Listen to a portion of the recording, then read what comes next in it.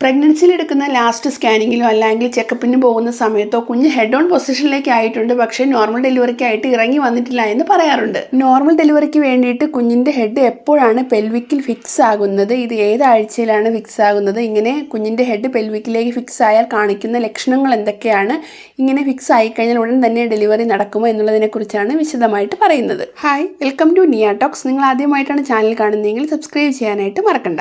Normal delivery നടക്കണമെന്നുണ്ടെങ്കിൽ കുഞ്ഞ് head on പൊസിഷനിലാകണം. അതായത് ഈ പിക്ചറിൽ കാണുന്നത് പോലെ കുഞ്ഞിൻ്റെ പൊസിഷൻ ഉണ്ടാകണം. പ്രഗ്നൻസിയുടെ 35 ആഴ്ചയൊക്കെ കഴിയുമ്പോൾ ചെക്കപ്പിന് പോകുന്ന സമയത്ത് ഡോക്ടേഴ്സ് പറയുന്നത് കേട്ടിട്ടുണ്ടാകും, കുഞ്ഞിൻ്റെ തല ഫിക്സ് ആയിട്ടില്ല അല്ലെങ്കിൽ കുഞ്ഞ് ഇറങ്ങി വന്നിട്ടില്ല എന്നൊക്കെ നിങ്ങളോട് ഡോക്ടേഴ്സ് ചിലപ്പോൾ പറഞ്ഞു എന്ന് വരാം. കുഞ്ഞിൻ്റെ ഹെഡ് പെൽവിക് ഏരിയയിൽ ഫിക്സ് ആയി എന്നതുകൊണ്ട് ഉദ്ദേശിക്കുന്നത് കുഞ്ഞ് പെൽവിക്കിൽ നിന്ന് താഴ്ന്ന നിലയിലാണ്, അതായത് കുഞ്ഞ് ജനിക്കാനായി തയ്യാറായി നിൽക്കുന്നു എന്നതാണ് ഉദ്ദേശിക്കുന്നത്.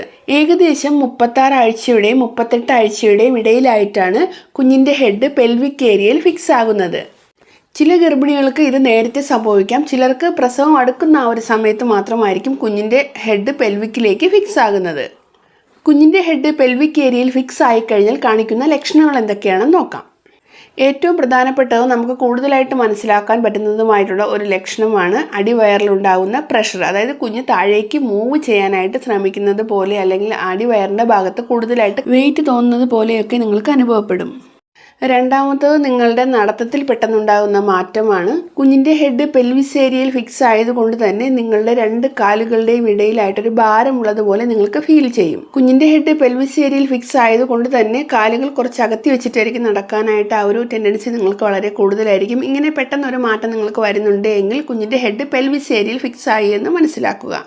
മൂന്നാമത്തേത് ഇടയ്ക്കിടയ്ക്ക് മൂത്രം ഒഴിക്കാൻ തോന്നുന്ന ആ ഒരു ടെൻഡൻസിയാണ്. നേരത്തെ നിങ്ങൾക്ക് ഇതുപോലെ ഉണ്ടായിരുന്നായിരിക്കും, പക്ഷേ ഇപ്പോൾ അതിൻ്റെ അളവ് കൂടി വരും. കുഞ്ഞിൻ്റെ ഹെഡ് മൂത്രസഞ്ചിയിൽ കൂടുതലായിട്ട് അമരുന്നത് കൊണ്ടാണ് നിങ്ങൾക്ക് മൂത്രം ഒഴിക്കാനുള്ള ആ ഒരു ടെൻഡൻസി കൂടുതലായിട്ട് വരുന്നത്. അതായത് ഒരു 5 മിനിറ്റ് പോലും ഗ്യാപ്പില്ലാതെ നിങ്ങൾ യൂറിൻ പാസ് ചെയ്യാനായിട്ട് പോകേണ്ട ഒരവസ്ഥയിലേക്ക് എത്തുന്നു. പ്രഗ്നൻസിയുടെ അവസാന നാളുകളിൽ നിങ്ങൾക്ക് ശ്വാസതടസ്സം വളരെ കൂടുതലായിട്ട് അനുഭവപ്പെടും. ഇത് യൂട്രസിൻ്റെ പ്രഷർ ഡയഫ്രത്തിലേക്ക് വരുന്നത് കൊണ്ടാണ് ഇങ്ങനെ ഒരു അവസ്ഥ നിങ്ങൾക്ക് ഉണ്ടാകുന്നത്. എന്നാൽ കുഞ്ഞ് ഹെഡ് ഓൺ പൊസിഷനിലേക്ക് വന്ന് പെൽവിക്കിലേക്ക് ഫിക്സ് ആകുമ്പോൾ ഈ ഒരു പ്രശ്നം നിങ്ങൾക്ക് ഉണ്ടാകില്ല. അതായത് കുഞ്ഞിൻ്റെ ഹെഡ് പെൽവിക്കിലേക്ക് ഫിക്സ് ആയിക്കഴിഞ്ഞാൽ ഡയഫ്രത്തിലേക്കുള്ള ആ ഒരു പ്രഷർ കുറയുന്നത് കൊണ്ട് തന്നെ നിങ്ങൾക്ക് ശ്വസിക്കാനായിട്ട് ഭയങ്കര ഈസി ആയിരിക്കും.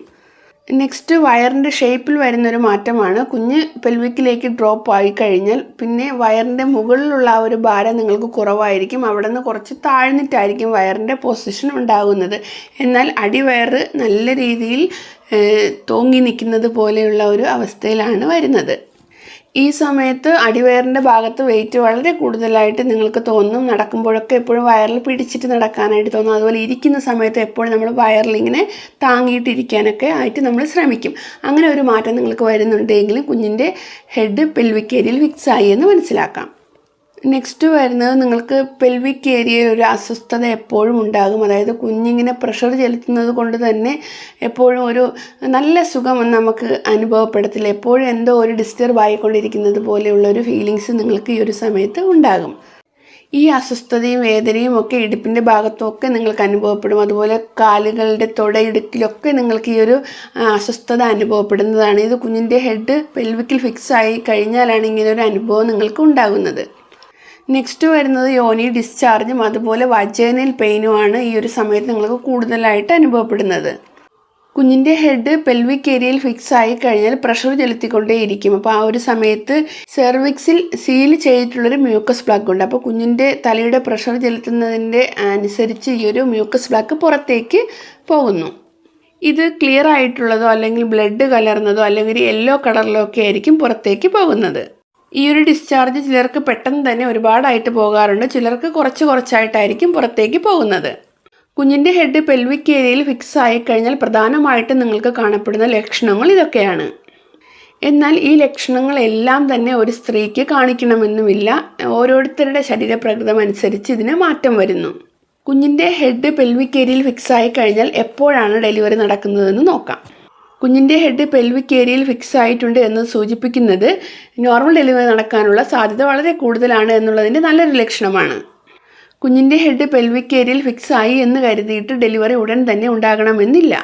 കുഞ്ഞിൻ്റെ ഹെഡ് പെൽവിക് ഏരിയയിൽ ഫിക്സ് ആയതിന് ശേഷം നിങ്ങൾക്ക് കൺട്രാക്ഷനും പെയിനും ഒക്കെ വരുന്നുണ്ട്, ഇടയ്ക്കിടയ്ക്ക് വരുന്നുണ്ട്, നല്ല രീതിയിൽ കൂടുന്നുണ്ട്, അങ്ങനെയൊക്കെ ഉള്ള ലക്ഷണങ്ങൾ ഉണ്ടെങ്കിൽ ഉടൻ തന്നെ നിങ്ങൾക്ക് ഡെലിവറി നടക്കാനുള്ള സാധ്യത ഉണ്ട് എന്നുള്ള കാര്യം മനസ്സിലാക്കാം. ഏതാഴ്ചയിലാണ് കുഞ്ഞ് പെൽവിക് ഏരിയയിൽ ഫിക്സ് ആകുന്നതെന്നും കുഞ്ഞ് പെൽവിക് ഏരിയയിൽ ഫിക്സ് ആയിക്കഴിഞ്ഞാൽ കാണിക്കുന്ന ലക്ഷണങ്ങൾ എന്തൊക്കെയാണെന്നും ഇങ്ങനെ ഫിക്സ് ആയിക്കഴിഞ്ഞാൽ എപ്പോഴാണ് ഡെലിവറി നടക്കുന്നതെന്നുള്ള കാര്യങ്ങളെക്കുറിച്ച് നിങ്ങൾക്കിപ്പോൾ വ്യക്തമായിട്ടുള്ള ഒരു ധാരണ കിട്ടിയിട്ടുണ്ടായിരിക്കും. ഈ ഒരു വീഡിയോ നിങ്ങൾക്ക് യൂസ്ഫുൾ ആയിട്ടുണ്ടെങ്കിൽ ലൈക്ക് ചെയ്യാനും ഷെയർ ചെയ്യാനും സബ്സ്ക്രൈബ് ചെയ്യാനും മറക്കണ്ട. നെക്സ്റ്റ് പുതിയൊരു വീഡിയോയുമായിട്ട് അടുത്ത ദിവസം കാണാം. താങ്ക്